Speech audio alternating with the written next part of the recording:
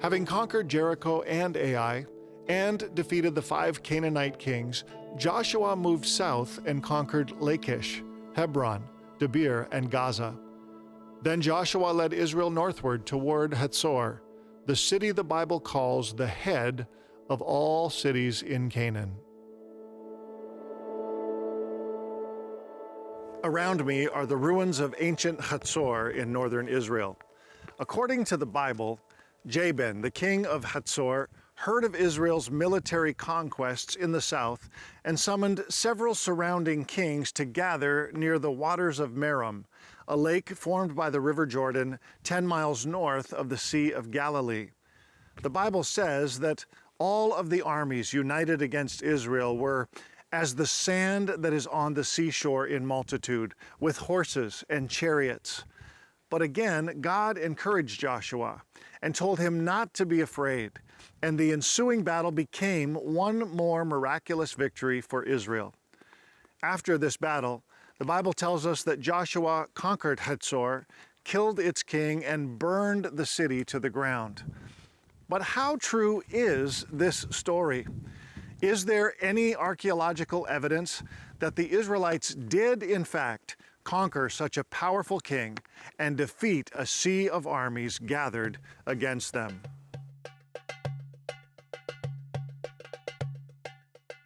The book of Joshua recounts how a group of desert nomads managed to conquer more than 30 powerful city-states in the Promised Land. According to the Bible, some of these battles were won entirely by God's miraculous intervention. And when the powerful kings of Canaan joined forces to attack the children of Israel, incredibly, Israel was able to utterly defeat them. But can archaeology confirm any of these events? Can we even confirm that Israel existed at all during this time period? So we know that around 1200 BC, which is the period we are talking about, there was an Egyptian king by the name of Merneptah who led his army into this country, and he conquered several sites, which we know very well, and he ends by saying, Israel is annihilated. Israel has no seed. I destroyed Israel completely. So the Egyptian king, Merneptah, knows that in this part of the world there are people who are called Israelite. By whom? By the Egyptians, by others, maybe how many? 1,000, 5,000, I don't know. But there were people here close to the period which we are talking about, Conquest, Hazor, Jericho. There were people here known as Israelites.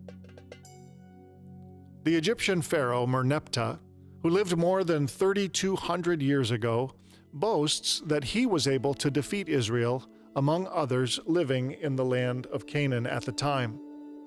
His mention of Israel is the oldest record of the nation known today.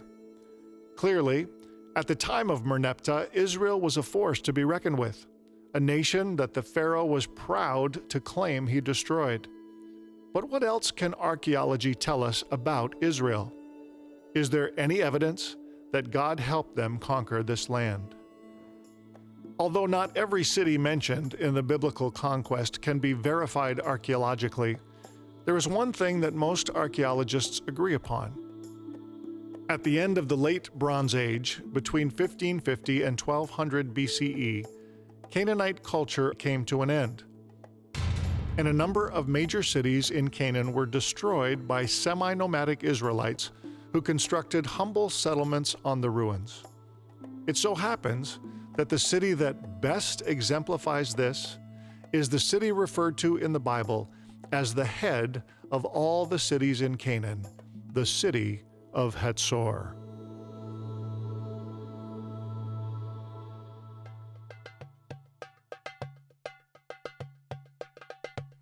Hazor is about 15 times the size of Jerusalem of the Iron Age, of the Israelite period. It is 200 acres in size. It is 800 dunams, if we count in local, 800 dunams, whereas Israelite Jerusalem is about 60 dunams.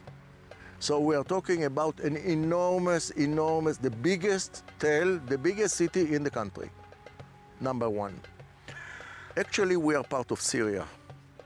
the southern extension of Syria, where I'm talking about not modern times, but ancient times. Because in order to understand Hazor, you must know that it is, from the point of view of architecture, pottery, defenses, art, architecture, religion, languages, we are the southernmost part of the north, all the way to Babylon. This is what we are. Further south is a different story. Megiddo is already a different story. We are the southern edge of the north. That's number one. Number two, not only was it enormous, the Bible calls it the head of all those kingdoms. It was definitely the head of all those kingdoms, which we can prove archaeologically. Although the city of Jericho was a strategic city for the Israelites to conquer in order to gain access to the Promised Land, the city of Hazor was critical in their victory over all of Canaan. At the time of the conquest, it was an enormous, highly fortified, and militarily sophisticated city. Its king was the most powerful king in the Promised Land, and his headquarters the largest stronghold in the land. Whether or not Joshua and his armies could conquer Hazor and its king was therefore pivotal in Israel's victory over the Promised Land. Yavin, the king of Hazor, is called in the Bible Yadin Melech Canaan Asher Yashav Bechazor. Okay, it is Yadin, the king of Canaan, who dwelt at Hazor. He was the king of Canaan, but his home, his palace, or whatever it was, okay, he was president of the United States who lived in Washington. You understand what I'm saying? Okay, so even the Bible refers to him as number one.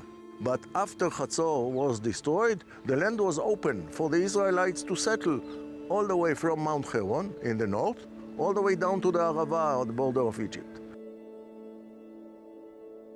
Hazor was the most powerful and significant city to be conquered in all of the Promised Land. When its king summoned several armies of Canaan to join forces and destroy Israel once and for all, the challenge for Israel was immense. Israel was far outnumbered, and the armies allied against her were powerful and well equipped. Not only was her survival in jeopardy, God's promises to her were also hanging in the balance. So can such an unbelievable victory be proven archaeologically? Did Joshua and the Israelites really defeat the king of Hazor and conquer the most powerful city in all of Canaan? We have clear evidence that the place was destroyed. Number two, we have clear evidence that it was destroyed by fire, not by earthquake, not by any nature. How do Joshua, the book of Joshua tells us so, we shall come back to it in a minute. All statues were deliberately destroyed. The head was chopped off, the hands were chopped. This does not happen as a result of an earthquake. Somebody must have done it. So Hazor was destroyed in a fire which was not a normal fire. You know, the normal fire is about 700 degrees centigrade. Hazor was destroyed in a fire that was more than 1200 degrees centigrade. How do we know that? Because pots melted. Pots do not melt in a temperature which is less than 1200 degrees. Bricks turn to glass. It takes this high temperature. So maybe this is why the one who wrote the biblical narrative said, no other site was destroyed, Hazor alone was destroyed. Maybe there was a memory, because other sites were destroyed as well. We know this, and archaeology shows it. So Hazor was destroyed in a terrible fire, as described in the book of Joshua.